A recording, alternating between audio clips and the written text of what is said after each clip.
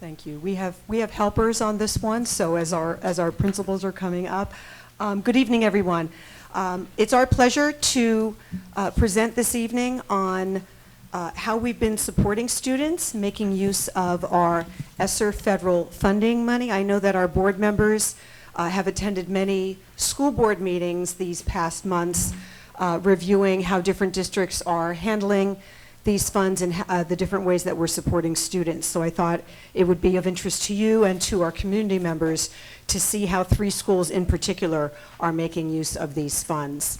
The ESSER funding is, as I said, part of a federal allocation to all states to really support student academic interrupted learning and to provide both after-school and summer activities for students. This is the apportionment that Parsippany Troy Hills has received through ESSER 2 funding, and that bottom bold number, which is the 43,000 number, is the portion that has been allocated for some of the programs that you're going to hear from this evening. Dr. Mulrooney, through his work as Assistant Superintendent for Curriculum Instruction, worked with all 14 of our school principals, looked at the students who are identified through their literacy and math and Start Strong assessments as benefiting from additional work, and then allocated the funding proportionally to each of our 14 schools.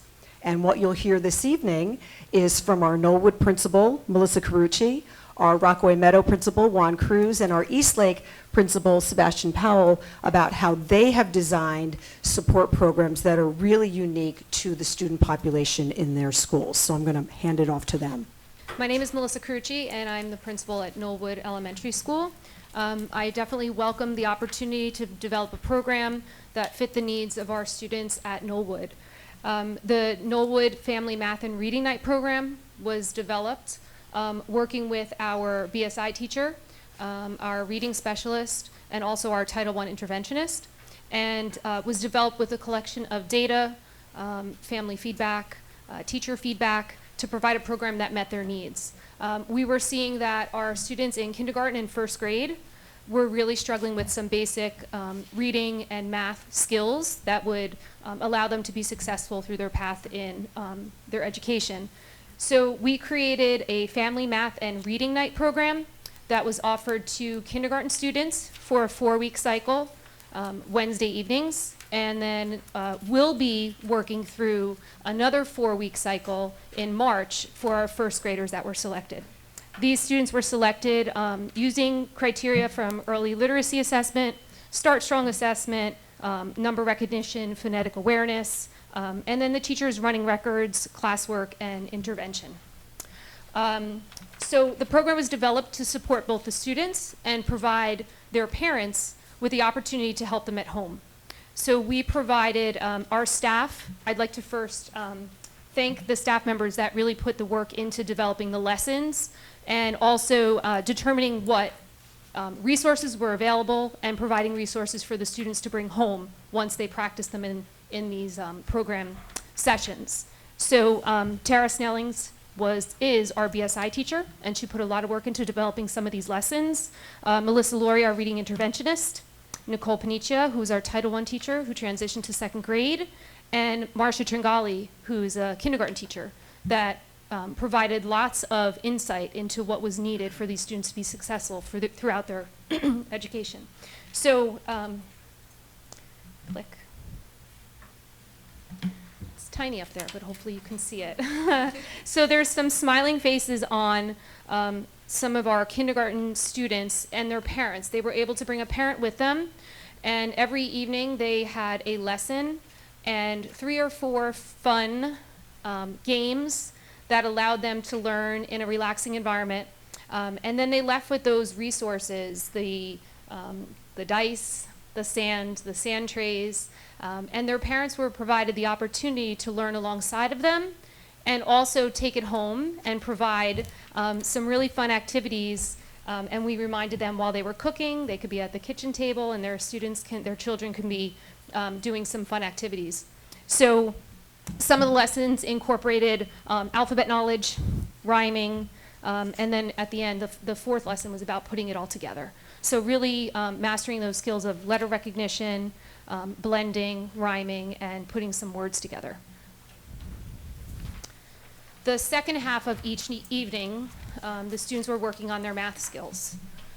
Some of those lessons incorporated subitizing, actually recognizing numbers without counting them. They incorporated dice and bingo and lots of fun activities there. Counting and cardinality, providing them with opportunities at home to, number 5, okay, go find 5 items in the house that match. And then also counting with dough, because they all love Play-Doh. So putting a spinner on a piece of paper, number comes up, they go take the Play-Doh, divide it into those numbers, and place them on the chart.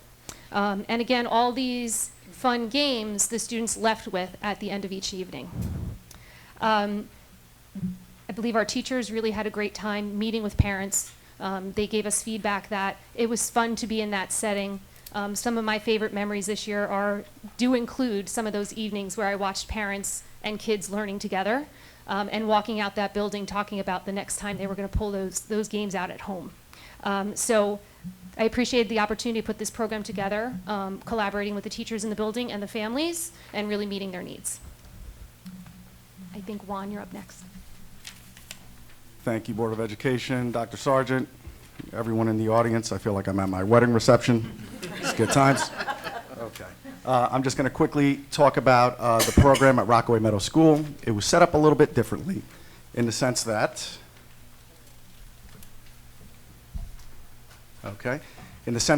we have some interventions going on in the morning through early morning programs. And we also have interventions throughout the day as well. Wherever we have some open teacher slots, we have teachers working with our students as well.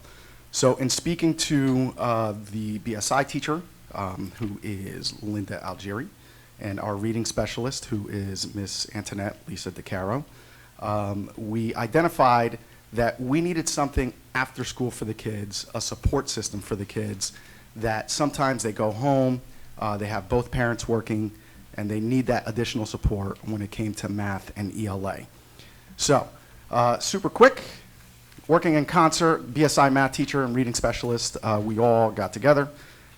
They worked with teachers in grades 2 to 5 and identified students who met the following criteria.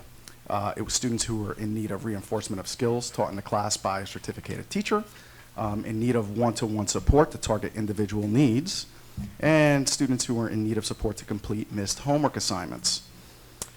Some of the overall goals for the math portion included reviewing skills taught from the day's lesson to enable students to successfully complete the math homework assignments during homework club using small group and one-to-one instruction.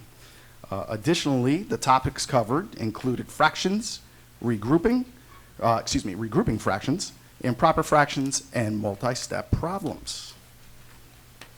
We have a few pictures here of the kids, as you can see, nice small groups.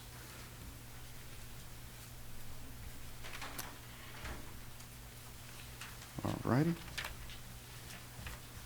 And then in terms of overall goals for the ELA program, again, this was supervision of independent reading time.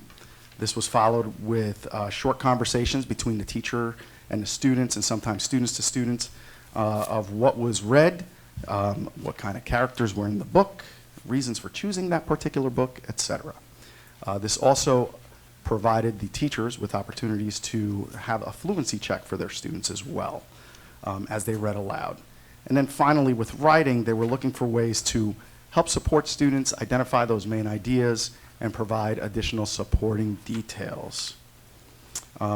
We are hoping that if we have this opportunity again next year, we flirted with the idea of having some of our National Honor Society students come down and help our students, but the time frame was a little tight to get that to actually happen. So we're hoping that next year, if this is, if we get another opportunity, that we will do that.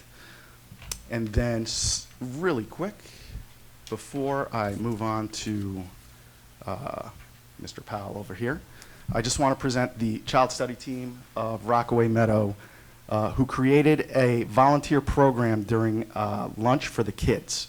And it's called the Snacking Scholars Program. So they created this as part of their PDP for the school year. And they came to me at the beginning of the year, Meredith Franco. This is Meredith. That is Nancy Brunn, and that is Kimberly Vandergrove. And they said they had this really cool idea. And I was like, all right, talk to me a little bit. They were like, since we have flexibility with our schedule in terms of our meetings, when we're meeting with students, we can basically have our lunches whenever we want. And I was like, okay, fair point. We'd like to offer these services to students during their lunch period, specifically those students in grades 3 to 5. And once we started talking about it, this came to fruition. And I will turn it over to them so they can speak to you very briefly on our Snacking Scholars. So what is Snacking Scholars? So we had recognized that not all students can make after-school care or before-school programs. It's not feasible for all families, especially with some of the demographics that we work with. So we figured out why not have an intervention period during their lunch. So we have it one time a week on Thursdays, where they can bring any homework or unfinished classwork to bring, and they just, fill out that work and do it for a 30-minute time period. We reached out to our grades 3, 4, and 5 teachers to recommend a handful of students from each class that might have some various learning needs, to which they did. And like Meredith said, they come, they do their work, they're actually very vigilant about it, and they have reported to us that they are excited to work with, the child study team. They don't say child study team, they say us, but, and also work with their fellow students and get some work done. We do want to implement a sense of responsibility in them, so we have a little log up there, which is very tiny on that screen, but they write down what work they did for the day, and once they're completed with it, one of us will come over and sign off on it. So in addition to homework, we're also doing NJSA test prep, which we actually started today during Snacking Scholars. So today we started with reading comprehension, and the skill that we worked on today was what is central message in a story, and going back into the text to find information. So we broke them into small groups, and each of us worked with a small group, and they seemed to really enjoy that today as well.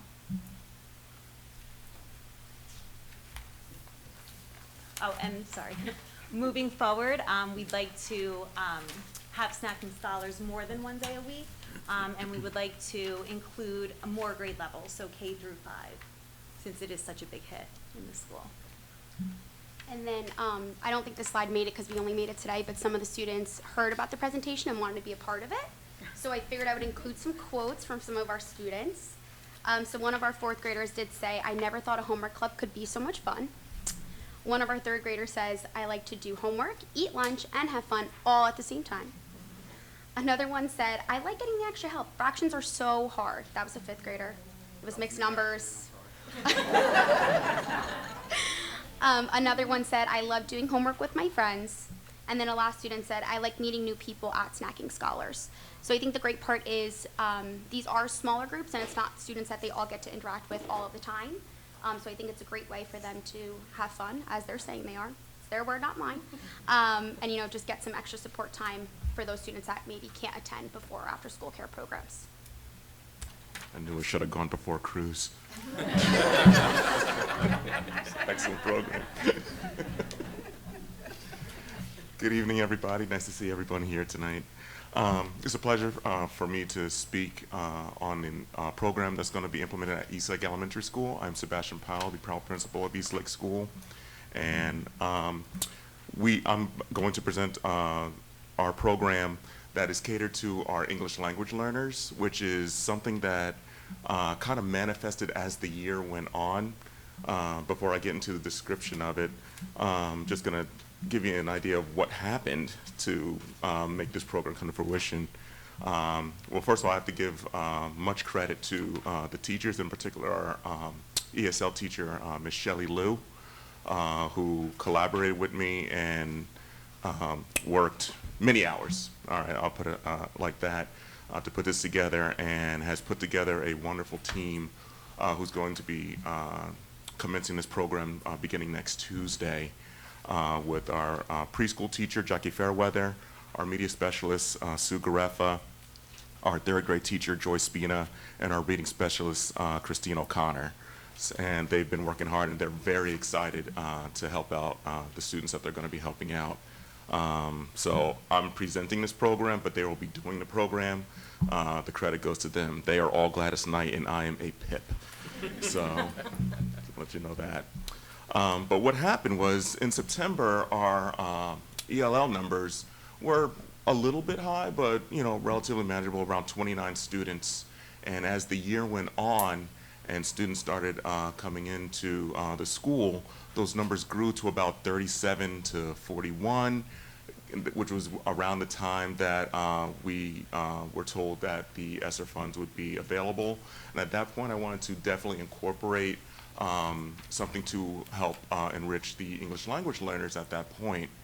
And as things went on before we were about to commence the program, between, I'm going to say, Thanksgiving and probably the new year, when 2022 began, our ELL numbers jumped up to 51, which in K to 5 is about 18% of our student population. So at that point, I said, and speaking to Ms. Liu, I said, you know what, I think we could probably really utilize this to really help these students at that point, especially coming off the obvious 2 years that has affected education and moving forward with that. So once the numbers have been put together, I'm very happy to be saying of our K to 5 population, this program is going to be serving about 10% of the students of East Lake School. There it is. Okay, so what basically the objective is that English language learners' background and knowledge and vocabulary, it doesn't match a native speaker's due to vastly different set of experiences in life as well as the school. This affects their ability to comprehend written and spoken vocabulary. And in order to close this gap, we will use a theme and project-based curriculum to create hands-on learning experiences, to expose students to culture, vocabulary, and grammar, while giving them opportunities to employ the 4 disciplines of language learning.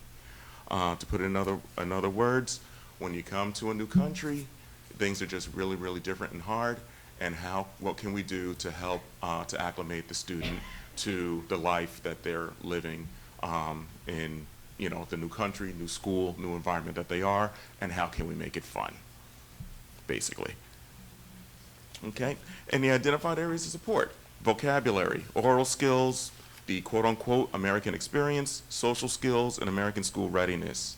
And on a personal note, I was not an ESL learner per se, but at one point I was employed in another country where I did not have a handle on a language, so I am able to kind of look at this from a relativist point of view. Whereas even as an employee in a country, not knowing anything, there were often times when I was very overwhelmed, very fatigued, and learning the new cultures of the school year, the students, the parents. You know, I'll just say that there was a time when, you know, I didn't know the slang that may have been used or something like that, which can sometimes be very hard. One example that Ms. Liu brought up to me is names, all right, such as the name Ralph. I'll just use Ralph for that. But for someone who may be in a country where the name Ralph is not used, you don't know if Ralph is a place. Is it Ralph, Kentucky? Is it a person?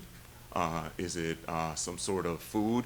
So when they see that in context, such as maybe a math word problem or in reading, what is that? And it's that kind of blockage that we want to be able to acclimate them to say, oh, okay, I get it now, so that when they see it in the future, they'll be like, okay, I think this may be a name, so let's go through the thought processes of how to do something simple like that.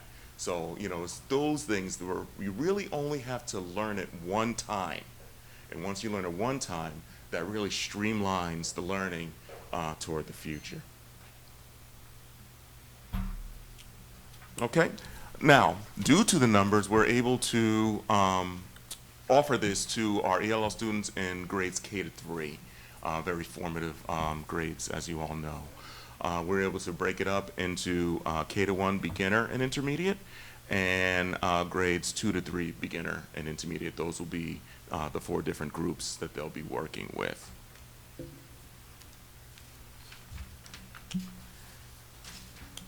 And basically, what are some of the theme-based project curriculum, the topics that we'd be going with.